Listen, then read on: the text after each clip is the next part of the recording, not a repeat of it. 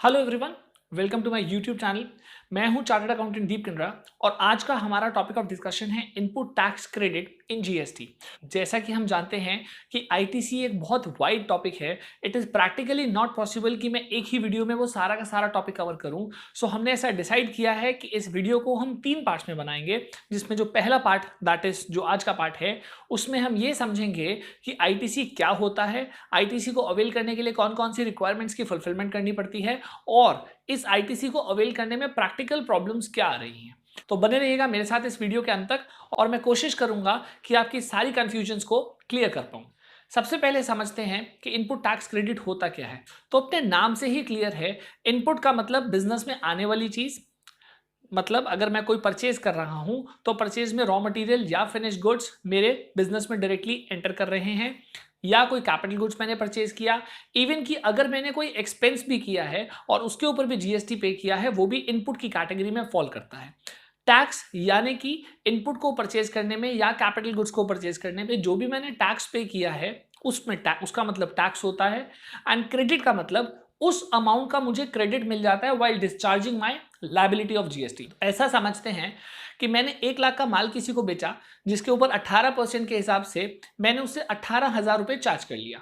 Logically मुझे 18,000 rupees government को पे करना था, बट क्योंकि ये 1 लाख वाला सामान मैंने मार्केट में से शायद 60,000 रुपए का खरीदा था और इसके ऊपर रिक्विजिट टैक्स पे करके आया था, तो 18,000 की ऑब्लिगेशन पे करते टाइम 60,000 पे जो मैंने टैक्स पे किया होगा उसका क्रेडिट मुझको मिल जाएगा।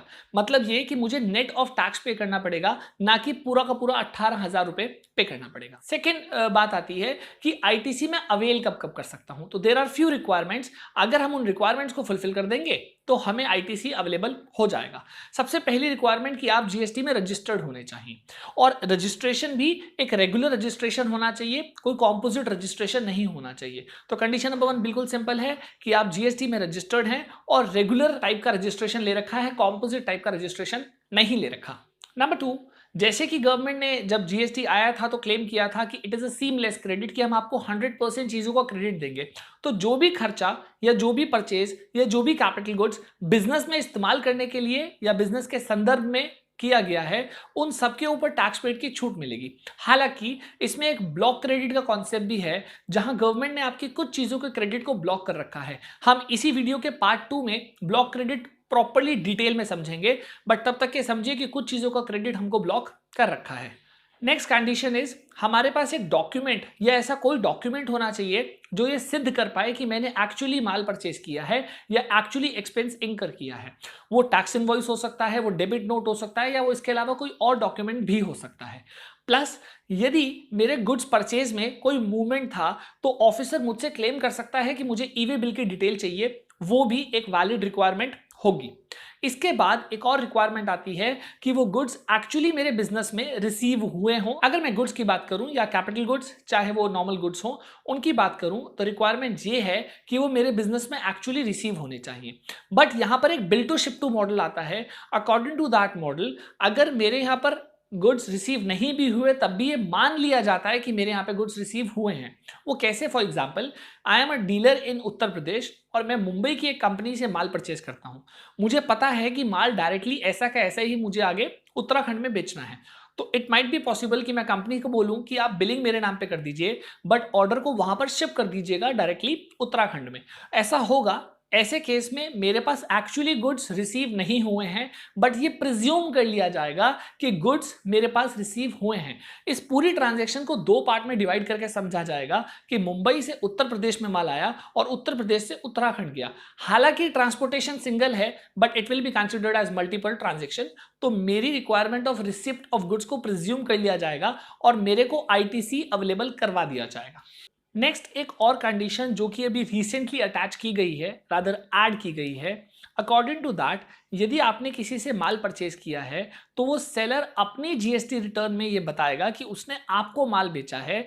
आपके पोर्टल पे उस एंट्री की रिफ्लेक्शन आएगी, तभी आप क्रेडिट के लिए एलिजिबल हैं। इसके बाद एक कंफ्यूजन और भी है कि यदि हम सिंगल बिल के ऊपर मल्टीपल लॉट्स में माल परचेज करते हैं तो हमारे को क्रेडिट के लिए अवेलेबिलिटी कब आएगी। तो बिल्कुल क्लियर किया है गवर्नमेंट ने इस बात को कि ऐसे केसेस में जब लास्ट लॉट या लास्ट इंस्टॉलमेंट रिसीव हो जाएगी तभी आपको पूरे बिल का क्रेडिट मिलेगा।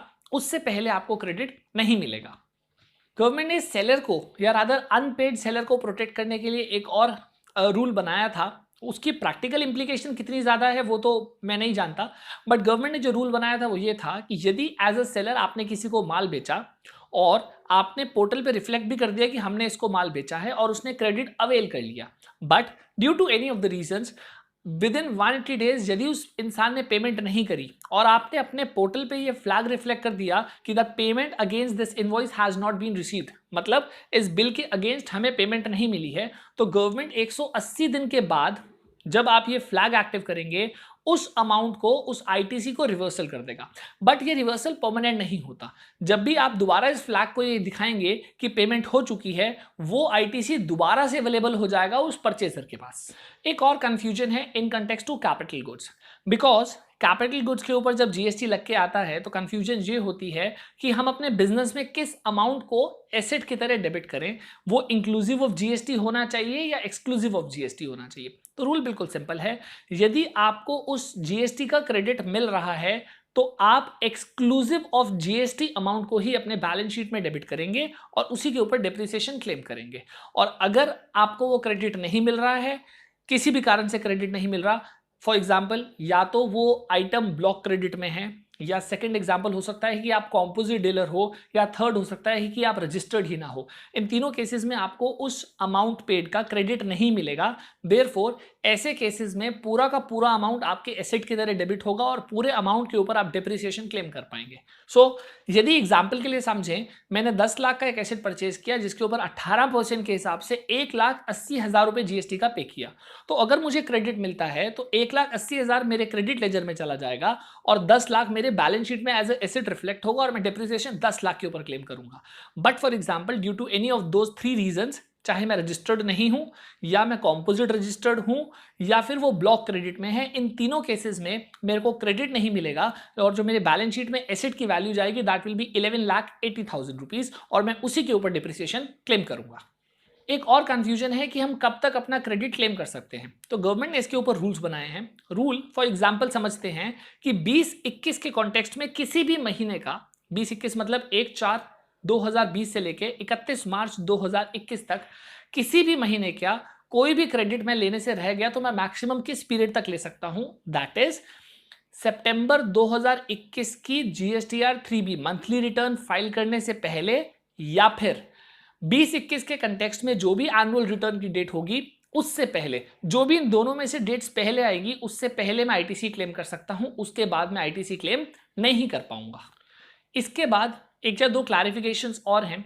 फॉर एग्जाम्पल, आप कोई गुड्स परचेज करके लाते हैं और उन गुड्स में से किसी भी पोर्शन को आप अपने बिजनेस के बजाय अपने पर्सनल यूज में ले लेते हैं, तो गवर्नमेंट कहती है आपको प्रोपोर्शनेटली सिर्फ उतने अमाउंट का क्रेडिट मिलेगा जितने अमाउंट का एक्सपेंस या परचेज आपके बिजनेस में इस्तेमाल की गई हैं। फॉर एग्जाम्पल, यदि मैं 1 लाख का माल लेके आया जिसके ऊपर 18,000 रुपये मैंने टैक्स का पे किया और उसमें से 30,000 रुपीज़ ऐसा था जो मैंने पर्सनल यूज में, या गुड्स 30,000 के गुड्स मैंने पर्सनल यूज में यूज कर लिए, तो 70,000 के कॉन्टेक्स्ट में जो मेरा जीएसटी पे हुआ है मुझे सिर्फ उसी का क्रेडिट मिलेगा। सिमिलरली सपोज करो मैं मैन्युफैक्चरर हूं और मैं रॉ मटेरियल परचेज करके लाया हूं और रॉ मटेरियल मेरा दोनों चीजों में कंज्यूम होता है, एग्जेम्प्टेड सप्लाईज में भी कंज्यूम होता है और टैक्सेबल सप्लाईज में भी कंज्यूम होता है।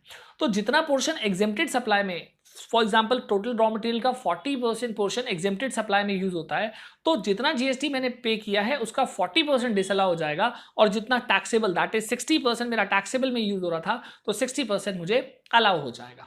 अब देखा जाए तो रूल सिंपल है, बट इन रूल्स में मेरे को दो प्रॉब्लम है। प्रॉब्लम नंबर 1, गवर्नमेंट बोलती है कि जब तक सेलर अपने पोर्टल पे रिफ्लेक्ट ना करे कि उसने आपको बेचा है माल, तब तक कि आपको क्रेडिट नहीं मिलेगा। आई डोंट अंडरस्टैंड कि ऐसा क्यों है। Government have got the full machinery, उनके पास सारे रिसोर्सेज हैं, उनके पास ऑफिसर्स हैं।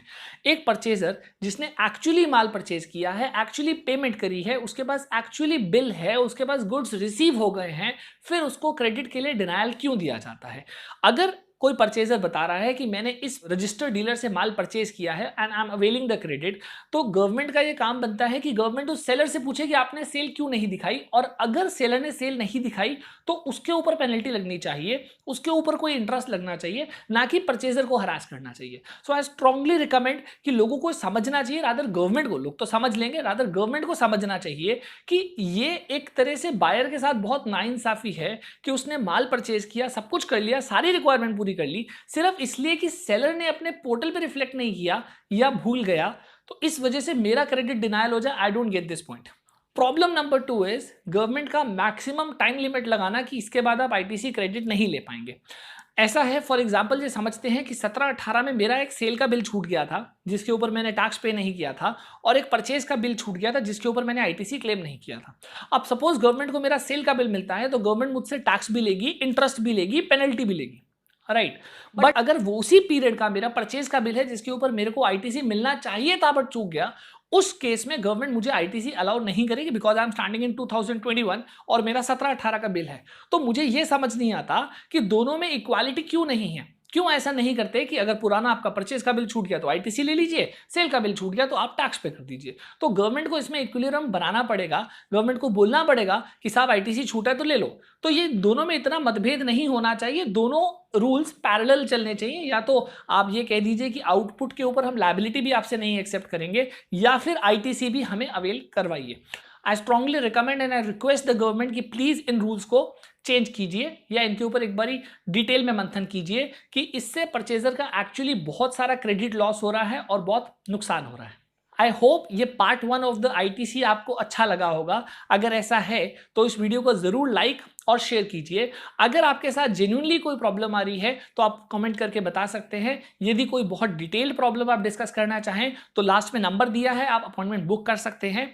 मिलेंगे नेक्स्ट इसी टाइप के एक और इंफॉर्मेटिव वीडियो में, तब तक के लिए थैंक यू वेरी मच।